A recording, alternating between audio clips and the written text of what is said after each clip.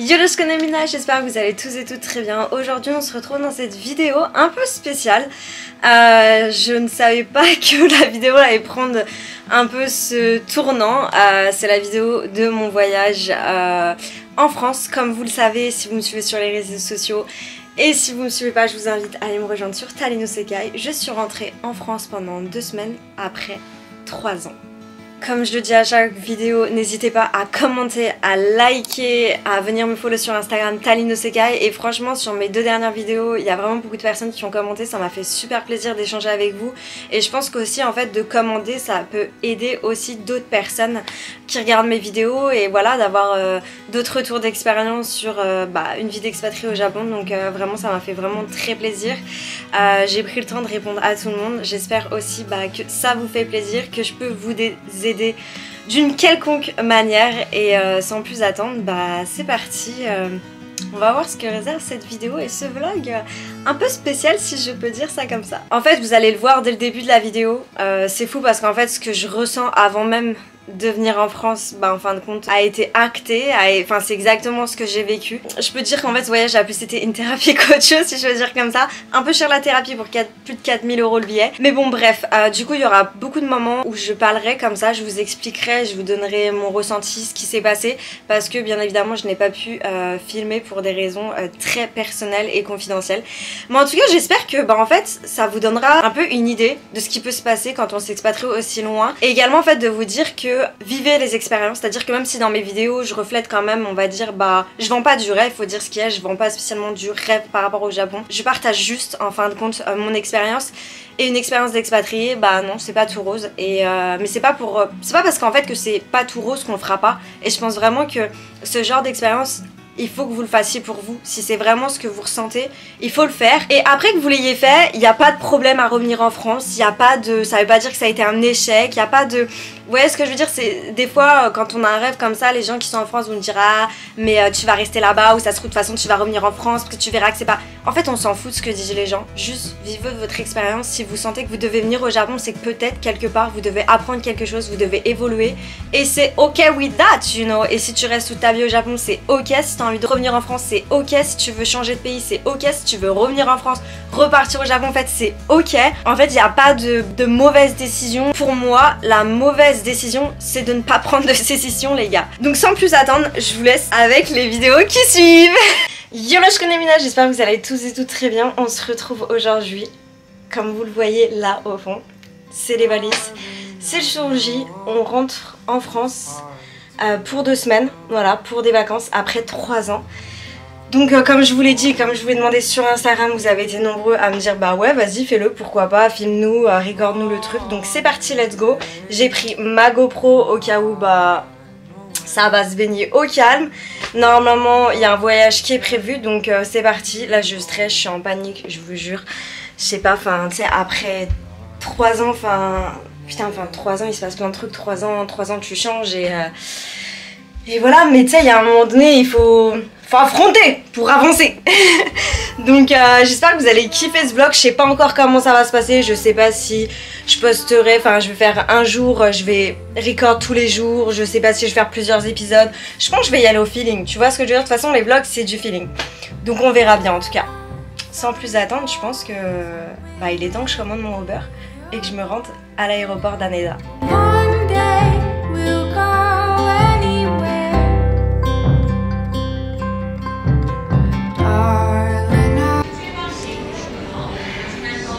Voilà, arrivé à l'aéroport, j'ai passé du coup les valises, je sais même pas comment ça s'appelle d'ailleurs, trop MDR, parce qu'en fait il faut savoir que maintenant il n'y a plus de pélos qui prennent ta valise et qui accrochent justement le papier à ta valise. En fait c'est toi qui le fais tout seul avec une machine. Du coup j'étais un peu en panique en mode ouais, mais moi j'ai genre 2 valises, du coup est-ce que ça va le faire? Donc en gros voilà, après j'ai passé le checking et du coup le contrôle quoi. Putain, je sais même plus comment ça s'appelle les gars, c'est un truc de ouf. Et après en fait on passe pour les passeports et tout, reconnaissance faciale. Et en fait là moi c'est pas passé, genre ça m'a arrêté. Et en gros vu que je re-rentre et que j'ai une carte de résident au Japon et que je re-rentre au Japon, j'ai dû aller vers un autre endroit. Et bref voilà, là j'arrive, je me pose, il est, les gars, il est... Attendez, je sais pas quelle heure il est. 7h28. Mon vol est à 21h30. Je suis en panique totale. Putain. C'est un délire. Mais là, en fait, je cherche un truc, je ne le trouve pas. Je suis passée au combini, je me suis pris, tu connais, melon pan.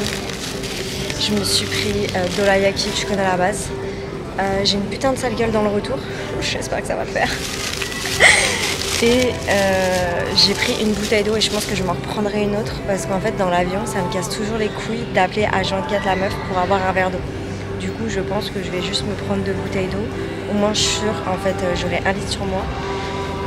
Et du coup voilà, là on va attendre. Voilà, je suis postiche, je suis assise et tout et en vrai... tu sais qu'est-ce que tu fais quand t'es postiche, tu réfléchis. Et en vrai ça fait 3 ans que je suis pas rentrée. Là je rentre pour 2 semaines en France. J'ai mes raisons de pourquoi je suis venue au Japon, m'installer et tout, c'était un rêve, mais j'ai aussi mes raisons personnelles et tout. Et en gros, c'est un truc de ouf. Mais en fait, je suis obligée de rentrer ces 2 semaines pour pouvoir enfin en fait rentrer dans mon autre, tu vois, step et stage de vie. Et faut que j'arrive à me réconcilier, tu vois, avec certaines choses de mon passé. Et pour ça, bah, faut aller les affronter, tu vois. Donc franchement émotionnellement ce voyage, genre pour la plupart des gens tu sais ils vont être là ouais enfin tu rentres 2 semaines et tout, mais moi par rapport à qui je suis etc, par rapport à tu vois on va dire des problèmes personnels, là je suis en train de faire un truc de dingue, je te le dis honnêtement, je suis en train de faire un truc de dingue, genre je sais que ça va être chaud, ça va... Mais il faut, tu vois, il y a un moment donné pour évoluer, c'est toujours pareil, tu vois, faut sortir de sa zone de confort, faut affronter en fait. Si t'affrontes pas, tu t'évolues pas, tu vois. Et j'ai pas envie de rester bloquée, j'ai pas envie qu'il y ait des trucs de mon passé, des trucs personnels qui m'empêchent d'être la personne que je veux être, tu vois, ou qui m'empêchent d'être qui je veux en fait, tu vois, et qui contrôlent en fait ma vie. J'ai vraiment pas envie de ça. Donc en fait... Il faut retourner ces 2 semaines, il faut bah ouais, affronter et regarder avec un regard neuf son passé. Et en fait c'est vraiment l'impression que j'ai, tu vois, c'est vraiment l'impression de... Je vais genre regarder avec des yeux nouveaux parce que j'ai changé en 3 ans mais genre hardcore. J'ai grave évolué et en fait je me dis damn, je vais retourner là-bas et je vais regarder tout ça avec un œil nouveau. Et le but c'est que ça m'apaise aussi, tu vois, et que je revienne au Japon, que je puisse en fait un peu tourner une page de mon passé, si c'est pas la tourner, au moins commencer à écrire la fin, tu vois. Donc non franchement, relevons des défis les gens, relevons des défis.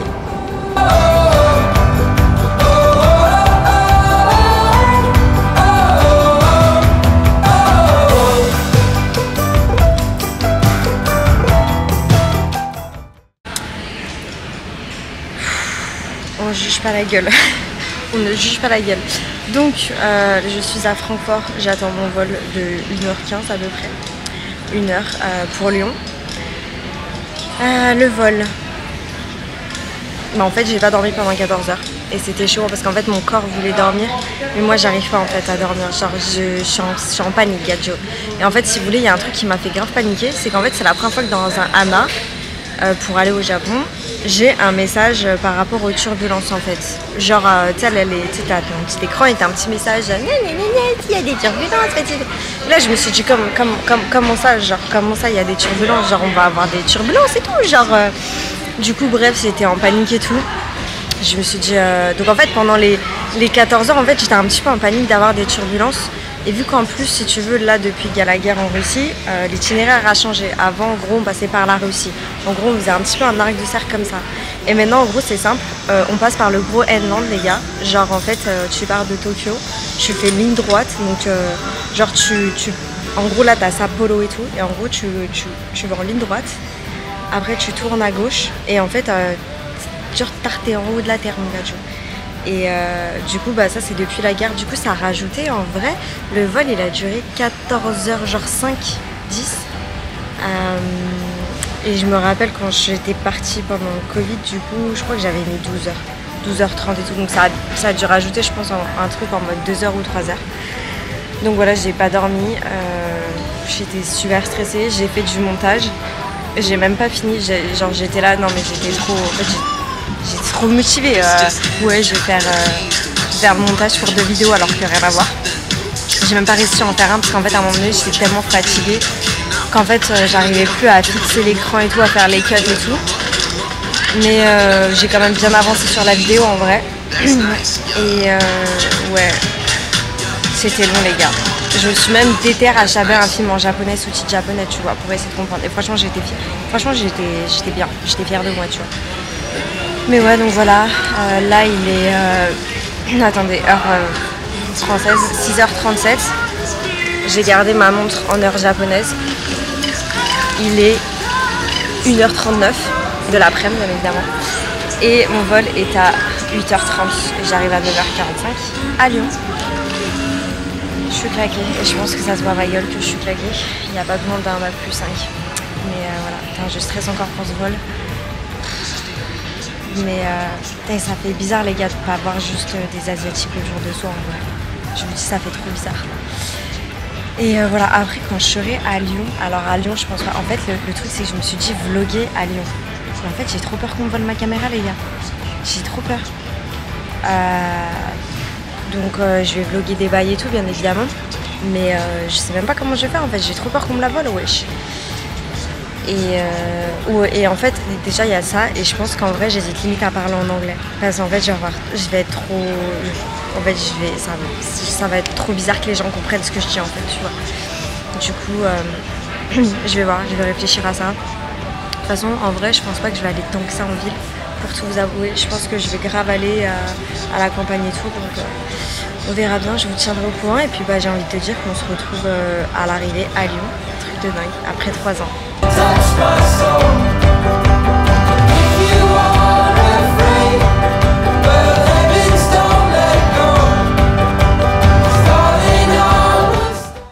On se retrouve un peu plus fraîche. Du coup en gros j'ai pas eu le temps de prendre la caméra hier, mais bref j'ai pris le vol de Francfort à Lyon, je suis bien arrivée à Lyon. Ma mère est venue me chercher en voiture et du coup en fait je suis arrivée. En fait, vu que j'ai pas dormi pendant les 14 heures, j'étais un petit peu ailleurs et je n'ai absolument pas pensé à filmer. Enfin, j'avais pas la motive. Et en fait, je me suis endormie, si vous voulez, de je crois 2h30 à 21h. Je me suis réveillée à 21h. Je me suis dit, ok, là, faut que je me lève. J'ai mangé un petit truc, j'ai regardé un documentaire. Je me suis rendormie du coup vers les coups de 23h, minuit. Je me suis levée à 3h du mat. J'ai collé, je me suis dit, ouais, non, faut que je me rendorme. Je me suis rendormie, je me suis réveillée à 5h du mat. Je me suis endormie et après je me suis réveillée à 6h44 et je me suis dit let's go là c'est bon, je pense que c'est la bonne, on peut se réveiller. Donc là je suis dans mon appartement du coup à Lyon, enfin pas mon appartement mais l'appartement de ma daronne. Et aujourd'hui du coup ouais je vais manger avec la famille Pépouze, donc je prendrai pas la caméra bien évidemment. Et après demain en fait toute la semaine prochaine je vais voir des potes et après je vais partir du coup chez mon père et je vais voir encore ce que je filme pas. La semaine d'après je pars en Suisse et du coup ça par contre bien évidemment je vais tout filmer. Je sais même pas du coup si je ferai carrément une vidéo dédiée à ça en fait. Je sais pas trop encore comment je vais organiser mais bon bref. En gros voilà, c'est marrant de revenir à la maison, tu vois. Yeah, jour 2, mais je vais pas commencer à compter les jours parce que ça va être vraiment la galère. Alors, je crois que je suis quand même en jet lag assez hardcore parce que je me suis endormie avant 3h, sauf que je me suis réveillée à 4h44 du matin en mode fraîche comme jamais. Après je me suis rendormie et je me suis rendormie. J'ai un peu galéré à me rendormir à vrai dire. Et en fait, du coup, l'air est très sec ici et il fait un peu frais, donc mon corps il a un peu du mal à se tempérer. Mais ouais, là en fait, on va aller du coup dans un magasin japonais parce que ma mère a acheté du coup du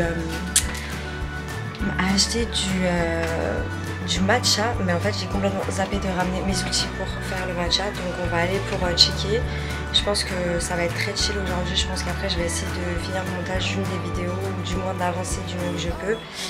Et voilà, là en vrai, je vous avouerai que normalement je devrais conduire la voiture qui est du coup une voiture manuelle. Je stresse un peu je sais pas trop, genre ça fait 3 ans que j'ai pas conduit de manuel et au Japon bah, du coup je conduisais en automatique et à gauche.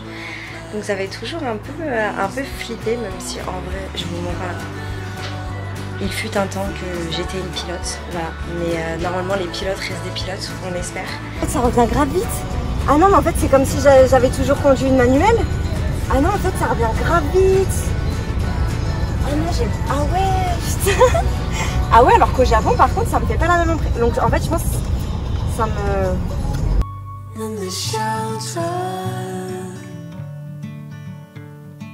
All we need is love.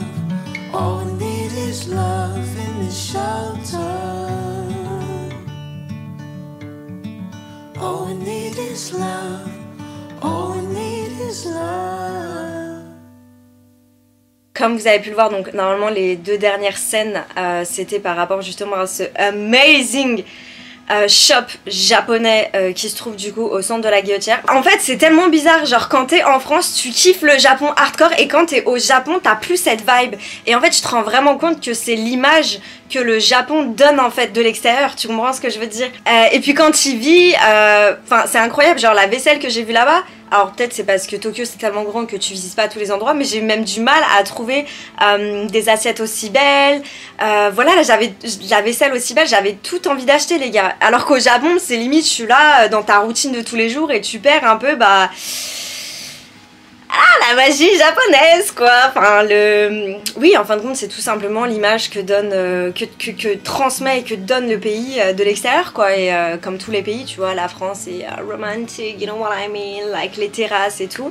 Et puis quand tu y vis tu te dis ah ouais ok c'est cette vibe, ben voilà c'est le jeu. Mais bon bref, les prochaines vidéos qui vont suivre ça sera du coup directement en Suisse. En fait si vous voulez il s'est passé plein de trucs et là on va rentrer dans le moment où vraiment mon voyage a pris tout son sens. Et ce que je disais justement à l'aéroport d'Haneda avant de prendre le grand vol pour arriver en France, en fait tout ce que je dis à ce moment là prend sens et ça a été juste incroyable. Donc je suis arrivée le samedi matin, j'ai commencé à vraiment voir des gens à partir du mardi et le mardi j'ai vu donc une pote à moi. Ça a été un moment très intense parce que c'est une pote à moi qui a vécu des choses dures. En fait si vous voulez, de mardi à le mercredi où je partais en Suisse, du coup pendant 3 nuits, j'ai vu plein de gens. J'ai vu ma famille, j'ai passé beaucoup de temps avec ma famille alors qu'au début je pensais que j'allais passer beaucoup plus de temps avec mes potes, tu vois, et ça c'est aussi intéressant de voir ça. Et en fait pendant tout ce temps j'ai surtout écouté des histoires. J'ai pas vraiment parlé de mon expérience en fin de compte avec mes potes, pas plus que ça. Et en fait j'ai écouté leur histoire et en fait si tu veux ça m'a... En fait j'avais plein d'émotions différentes en moi et je pense que le plus bouleversant ça a vraiment été ma pote que j'ai vue le premier jour, c'est à dire le mardi, enfin pas le premier jour mais on va dire le premier jour où j'ai commencé à avoir une vie sociale et à sortir un peu du jet lag. Tous ces gens à qui j'ai parlé je me suis rendu compte qu'ils avaient vécu des trucs hardcore en 3 ans. Et en fait si vous voulez ça m'a vraiment fait prendre du recul sur ma situation parce que moi j'étais là toute seule au Japon sans pote. Toutes mes images et tous mes souvenirs de la France c'était avant de partir. Du coup c'était quand je mangeais avec mes potes, on était là, il y avait des good vibes et tout. Mais en fait ils ont grandi eux aussi. En 3 ans il s'est passé plein de trucs, ils ont eu... La plupart de mes potes ont eu des moments, ils ont encore des moments très très durs. Et en fait si vous voulez j'étais là, j'avais plein d'émotions différentes. C'était de voir déjà des gens genre des potes avec qui j'étais au collège qui ont vécu des trucs hardcore en 3 ans. Que même toi tu te dis en fait t'as juste envie de les regarder et les féliciter, leur faire mais juste tu sais quoi, vas-y go for it. Et qui t'annoncent qu'elles sont enceintes. Et t'es là en mode waouh waouh, enfin et qu'en même temps elles vivent des trucs super durs à gérer. Et après t'entends d'autres gens, d'autres tes potes, ils ont des trucs durs à gérer. Et puis t'as un petit moment avec ta famille et il se passe des trucs un peu durs à gérer émotionnellement qui de base n'étaient jamais arrivés, ce genre de trucs. Et moi vu qui je suis, mon histoire etc. et je ferai une vidéo là-dessus, je pense qu'elle arrivera pas trop tard pour vous expliquer un peu et pour que ça make more sense, tu vois ce que je veux dire. En fait c'était un challenge émotionnel hardcore. De base je suis quelqu'un qui est très empathique. Et la différence entre la compassion et l'empathie, c'est l'empathie en fait, les émotions des gens font un miroir en toi. Donc en fait tu ressens ce que plus ou moins les gens ressentent. Ça s'appelle pas de la compassion, Tu vois ce que je veux dire? C'est pas de la compassion, c'est de l'empathie. Et du coup, moi, de base, étant empathique, j'ai tendance du coup à rejeter ces gens qui ressentent ça pour pas ressentir les émotions. Tu vois ce que je veux dire? Du coup, je me protège. Et en fait, c'est trop bizarre, mais en soi, on pourrait dire et croire que j'ai reçu que des vibes négatives durant ce voyage, vu que j'ai écouté que des histoires assez tristes. Et en fait, pas du tout. En fait, j'ai écouté ces gens qui m'aiment, ces gens que j'aime. Je me suis juste rendu compte qu'en fait, les gens faisaient de leur mieux. Et que moi-même, je fais de mon mieux. Et en fait, j'ai eu de la compassion. C'est-à-dire que je les ai compris. C'est-à-dire que ça soit ma famille ou que ce soit mes potes, si vous voulez, genre... tu sais, des fois, on a tendance à dire « Ouais, mais fais pas un gosse, t'as pas de thunes, c'est pour combler en manque. » Enfin, tu sais, t'as plein de trucs. On a tendance à croire plein de trucs comme ça, mais en fait, tu connais pas la personne, tu sais pas ce qu'elle a vécu. Et peut-être qu'elle a besoin de ça, elle, en fait, pour survivre actuellement. Et en fait, en faisant ça, elle fait de son mieux. Et en fait... En fin de compte, qui on est en tant qu'être humain pour dire que ça c'est bien, ça c'est pas bien. En fait, si tu veux, non. En fait, il n'y a pas de bien, pas bien. Il y a juste des gens qui essayent de vivre et de survivre avec leurs trucs en fait, et avec leurs traumas, avec leurs blessures. Et du coup, bah forcément, des fois, quand tu agis en fait d'une certaine façon pour te protéger, pour faire de ton mieux, bah peut-être que tu vas blesser inconsciemment la personne d'en face. Mais en fait, c'est ok, parce qu'en fait, en fin de compte, on blesse tous plus ou moins quelqu'un parce qu'on fait juste de notre mieux, en fait, tu vois. Et j'ai vraiment compris ça, et ça a vraiment fait sens en fait. Et je me suis dit, genre vraiment, j'étais avec ma pote au restaurant et tout, et en fait, j'avais les larmes aux yeux parce que j'étais partagée entre bon, il y a eu une circonstance, je vous en parlerai en vidéo, qui fait qu'il y avait une émotion de peur en moi à ce moment-là, qui était très difficile à gérer. Et puis d'un autre côté, je voyais ma pote avec qui j'étais au collège, enfin qui est vraiment, on va dire, ce pilier de l'enfance, ce pilier de l'adolescence. Devenir une femme, avoir un enfant, avoir vécu ça, et être toujours aussi forte en fait. Et regarder mon entourage, enfin regarder l'environnement dans lequel je suis et me dire... Putain, je suis venue à cet endroit tellement de fois, enfin mon école de master était juste derrière et aujourd'hui je suis là et je regarde toute cette ville, tous ces gens d'un œil différent en fait. Et du coup je chialais parce qu'en fait j'avais trop d'émotions différentes en moi. Il s'est pas passé que ça, et après j'ai vu d'autres potes et ils m'ont raconté d'autres trucs, et à la fin je me suis dit juste damn. Et je pouvais pas filmer ça, vous voyez ce que je veux dire? Tu peux pas filmer ça, et puis ça fait 3 ans que t'es pas rentré. Comme je l'ai dit avant, je sentais que ça allait être comme ça, je sentais que ce voyage allait être un peu dans cette optique là en fait, de voir les choses sous un nouveau jour, sous un autre angle, parce que j'ai changé en fait, et parce que j'ai eu cette expérience au Japon. Mais c'est encore une fois pour ça que je vous dis, vivez vos expériences. Si vous le sentez au fond, faut que vous les viviez. C'est qu'en fait vous devez passer par là en fait, et on s'en fout de ce qui se passera après. C'est que vous devez passer par là pour apprendre quelque chose, pour avancer. Et à ce moment là en fait je me suis rendu compte qu'aussi bah en fait il y a qu'ensemble qu'on y arrive en fait. Il y a qu'ensemble. Et je pense que c'est aussi pour ça que j'ai beaucoup de mal au Japon, parce qu'en fin de compte, que je le veuille ou pas, je suis beaucoup plus sociable et j'ai beaucoup plus besoin de ce cercle social que je ne le pense. Et parce qu'en fait, tu te rends compte que dans les moments durs, bah en fait, c'est d'être entouré. Dans ces moments, tu te dis, ouais, quand t'es entouré, tu peux tout surmonter. Et je suis pas la première à dire, je serai pas la dernière, et il y a plein de gens qui le disent, parce qu'en fait, ça fait sens. Ça fait juste sens. C'est tellement beau, en fait, le partage. Et j'ai envie de te dire, c'est juste... quand tu y penses, on est être humain, c'est l'essence même de l'être humain. Enfin, tu vois ce que je veux dire, c'est ce qu'on aime. Et du coup, voilà, j'ai pas pu filmer parce qu'il s'est passé plein de choses. Et après, du coup, je suis partie donc en Suisse avec la daronne et la sister pour un petit road trip. Pourquoi pas, dans le futur, aller m'installer en Suisse.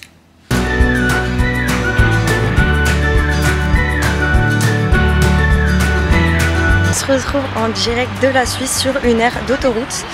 Là je vais vous montrer un petit peu. Là ça fait du coup 2 heures que que je roule, parce que c'est moi qui conduis, parce que j'aime trop conduire. Et du coup après en fait là il nous reste 1 heure et on va aller dans la partie de la Suisse allemande, c'est-à-dire Neuchâtel, Berne, et je me rappelle plus, je crois qu'on fait un autre bled, mais je me rappelle plus lequel. Donc on est parti de Lyon, en vrai c'est grave à côté, on a pris la vignette. Et voilà, c'est l'occasion pour moi de voir si j'aime la Suisse, parce que j'y suis allée mais vaguement quoi, genre Lausanne et tout, et de voir si potentiellement j'aimerais vivre ici, parce que de toute façon la France, il est clair les amis que non. Donc voilà, la Suisse ça me dit bien en vrai. De toute façon les bails de Bourges ça me va bien, on va pas se mentir les gars, ça me va bien. Du coup voilà, on verra bien. Et puis Et puis bah, voilà quoi, donc là de toute façon je conduis donc je peux pas filmer. Par contre normalement j'ai ma soeur qui a pris quelques plans dans la voiture, du coup j'essaierai de les incorporer avant, après je verrai. Et puis on se retrouve arrivé à, si je me rappelle bien, Meilleuse, je sais plus trop. Donc voilà, et puis let's go. Bien arrivé. Oh my gosh. Ah, on respire les gars. Putain c'est grave cutie. Oh, on a vu un mec, il était en décapotable les gars, grosse Mercedes ou BMW, il était au calme et tout, torse nu dans sa caisse. Je me suis dit en fait c'est la vie que je veux.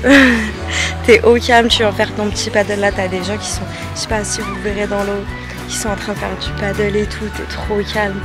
Putain mais en vrai genre, ma soeur vient juste de me dire ça te change de Shibuya Crossing, j'ai fait oh là mais ouais, tu fais ça 3 ans et vas-y c'est bon après t'as marre tu vois. Donc voilà, bien arrivé à, alors attendez, Mérilleuse. Je crois que c'est Mérilleuse ou un truc comme ça. Donc dans la Suisse allemande. Donc voilà, là on n'est pas dans la Suisse française. Et puis on va se poser, on va faire un petit pique-nique. Et après à 14 h, on va aller récupérer le Airbnb et la petite maison. Et puis après je pense qu'on ira se baigner, on verra. Et puis je vous amène avec moi. Donc en fait finalement ma GoPro j'ai oublié mon câble de la GoPro. Donc malheureusement je pourrais pas filmer et tout. Par contre j'ai quand même une petite pochette pour dans le paddle et tout, c'est au cas où mon portable tombe à l'eau. Donc j'essaierai de faire des plans, je vous promets rien, mais je ferai de mon mieux et voilà quoi. Voilà, en tout cas, stylé les gars.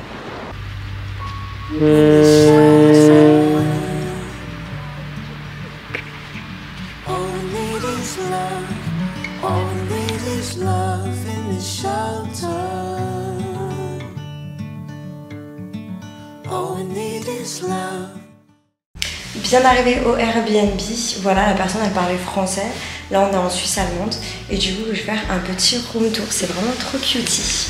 C'est parti, donc là en fait il y a l'entrée ici, là il y a des baies vitrées, là il y a les petits, vous savez les petits prospectus, ici on a des placards, donc là c'est le premier étage, ici on a un premier lit avec une petite chaise, ici on a un grand miroir, là on a quelque chose pour ranger les affaires.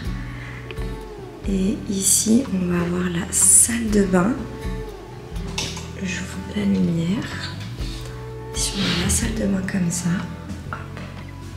Avec un premier toilette. La salle de bain. Ensuite, ici, on a tout ce qui est machine à laver et je pense sèche-linge en haut. Voilà, là, on a encore des rangements.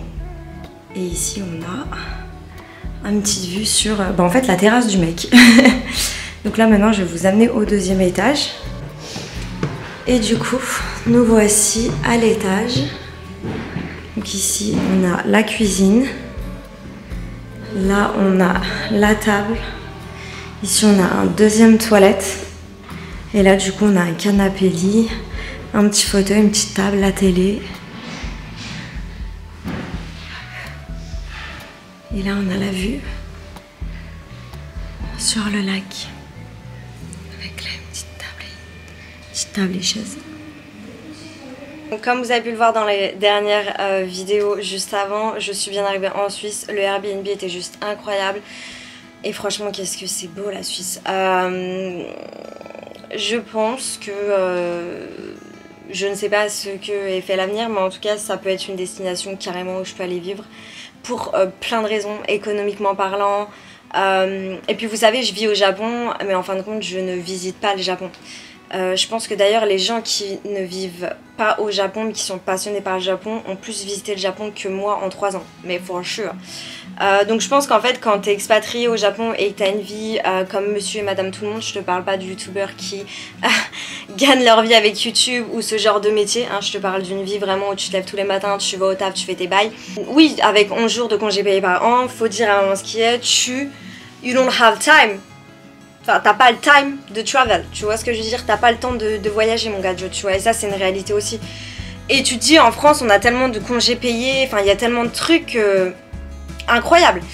Et puis ouais, j'ai eu quand même cette impression, alors c'est vrai que j'avais jamais eu ce regard-là par rapport au Japon, je l'avais en France aussi, mais en fait, il y a tellement de process les gars, il y a tellement de process, c'est tellement procédural comme pays, il y a plein de trucs qui sont interdits, enfin, tu vois, je veux un chien, tu peux pas prendre ton train, machin et tout, même je vois que à Lyon, il y a des changements, maintenant les chiens peuvent aller dans les métros, enfin, en fait, ouais, vivre au Japon c'est dur. C'est un pays qui est pas facile et je sais que mon père me l'avait dit un jour par message mais j'avais pas, tu vois, j'avais pas tilté le truc et en fait quand tu vas voir un petit peu ailleurs ce qui se fait tu te dis ah ouais, ah oui, si c'est, waouh, c'est compliqué et quand t'es une personne comme moi qui veut être libre et qui a la recherche conscience de cette liberté de pouvoir expérimenter des choses, découvrir des choses, les pays comme le Japon en fin de compte sont pas si faciles à vivre pour nous que ça en vrai. Vous allez voir dans mes prochaines vidéos qui vont suivre, mais genre on est allé à Berne, on est allé à Thun, mais t'as les gens quand ils rentrent de leur taf, mon gars, tu vois, ils vont dans la rivière et ils se laissent aller. Genre enfin, et au Japon jamais t'auras un bail comme ça parce que tu déranges, parce que c'est dangereux. Et même là, t'es en mode, mais what? Mais it's so free, guy, it's so free. C'est tellement free, c'est tellement libre. Enfin, vraiment, ouais, la Suisse, c'est une vibe. Et là, je vous parle du coup vraiment de la Suisse allemande, pour le coup. Alors, en Suisse française, on a juste fait Neuchâtel, si je me rappelle bien, Neuchâtel est français. Mais du coup, voilà, on est arrivé le premier jour, on allait se baigner. Le soir, on a visité Neuchâtel. Le lendemain, on a fait Berne. Le jour d'après, on est allé à Thun. Et enfin, franchement, coup de cœur sur Thun, les gars. Coup de cœur sur Thun. Pépite la Suisse. Franchement, la Suisse, pépite. Pépite. Pour ce, je vais vous laisser avec des images. Par contre, voilà, je tiens à m'excuser, le dernier jour à Thun, j'avais vraiment pas la motive. En plus, on a fait du paddle et tout. Du coup, j'ai un petit peu tout filmé au portable, mais de façon un peu horizontale. Mais voilà, ça vous donne un petit peu une vibe suisse. Et puis, ça change de voir d'autres pays et de se remémorer après 3 ans ce que ça fait d'être en Europe. Et non, c'est cool à vivre. Et sur ce, je vais vous laisser avec les petites images de Suisse en espérant que ça vous fait kiffer. Je vous ai fait le petit room tour du Airbnb. On va maintenant aller au lac de Neuchâtel pour se baigner, faire du paddle et après normalement on ira dans la ville de Neuchâtel pour la visiter et on aura fini ce premier jour. Donc je vais prendre la caméra, je la laisserai dans la voiture lorsqu'on sera sur paddle ou dans l'eau et j'essaierai de filmer du coup avec mon portable et la petite pochette comme je vous l'ai dit et après le soir je pourrai reprendre la caméra. Donc c'est parti. On va aller donc au lac de Neuchâtel. Plage de Neuchâtel les gars. Voilà, là on s'est baigné. Franchement ça fait grave du bien comme je vous disais dans ma dernière vidéo. Je crois que ça fait depuis bien 2019 que je ne suis pas vraiment baignée donc ça fait plaisir. Je filme avec mon portable parce que trop risqué et j'ai mis une petite housse tu vois pour protéger au cas où il tombe. Et puis voilà, on va se poser un petit peu, relax et après normalement on va à la ville du coup de Neuchâtel. Là on est tombé sur une petite crique privative, je sais pas si on dit crique mais bref, une petite plage privative. Regardez, il y a air, il y a personne. Voilà, on chill.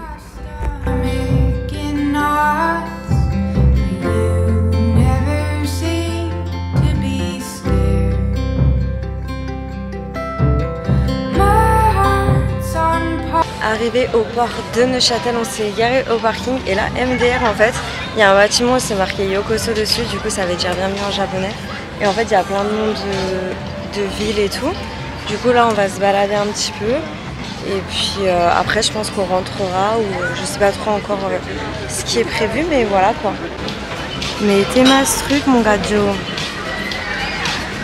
Une piscine bar wesh. Miles, will we ever see home again? Waves they tower, screams get louder. All I need is your hand in mine.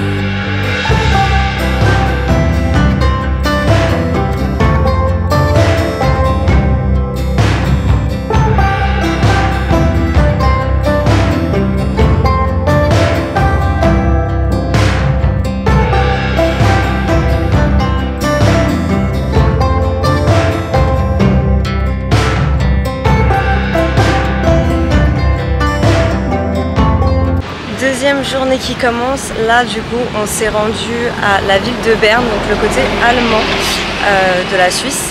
Et du coup là normalement je vous ai mis des petites images et tout, franchement c'est bien sympa. En vrai j'ai pas grand chose à dire parce que je connais R.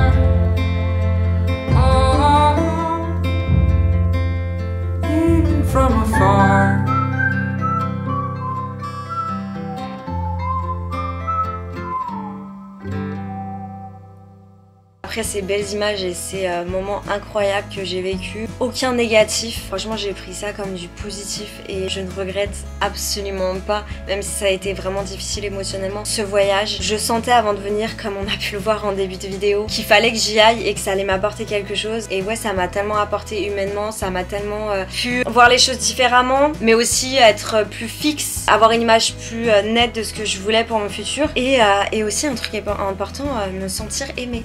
Parce qu'en vivant toute seule au Japon, en ayant des gens qui viennent te parler, qui se barrent et tout, bah même si tu sais que t'as des gens qui t'aiment en France, bah de l'entendre de leur voix, d'avoir des potes, ça fait 3 ans qu'ils sont pas là et qui te disent je suis trop fière de toi, t'es une battante, y a pas tout le monde qui peut faire ce que tu peux faire et tu le prends pas en mode ouais je suis quelqu'un en mode égo, non tu le prends juste en mode waouh, en fait j'ai des gens comme ça autour de moi et des fois il t'arrive à te dire du coup pourquoi je suis aussi loin de ces gens, parce qu'en fin de compte est-ce que vraiment je peux vivre en étant loin de ces gens, tu vois, et c'est une question qui est super intéressante et c'est ce que m'a apporté ce voyage. Et même je vois ma façon de me comporter avec mes potes, le Japon m'a apporté aussi je pense ce respect, j'étais beaucoup plus respectueuse, j'étais beaucoup plus dans l'écoute et ça je pense que c'est le Japon et c'est cette vie ici qui m'a apporté ça. Et du coup j'aimerais finir cette vidéo. J'étais donc assise à l'aéroport de Francfort pour mon vol retour au Japon. J'écoute de la musique et j'ai été prise d'inspiration et j'ai écrit une note dans mon portable et en fait c'est une note qui résume absolument ce voyage. Sur ce, j'espère que vous avez aimé la vidéo. C'était un petit peu intense en émotion mais bon,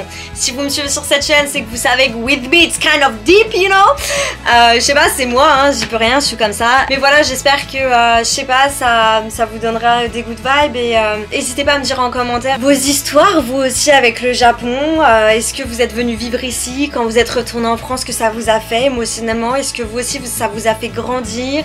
Est-ce que vous avez appris des choses sur vous, mais sur les autres? Et voilà, n'hésitez pas à commenter en commentaire parce que comme vous le savez et comme je l'ai encore dit, pour moi vivre c'est le partage, c'est l'entraide, que ce soit dans les moments durs et surtout dans les moments durs et pas que dans les moments faciles, parce que dans les moments faciles j'ai envie de te dire c'est facile. Mais voilà, sur ce, prenez soin de vous. Janai, Kyotsuke!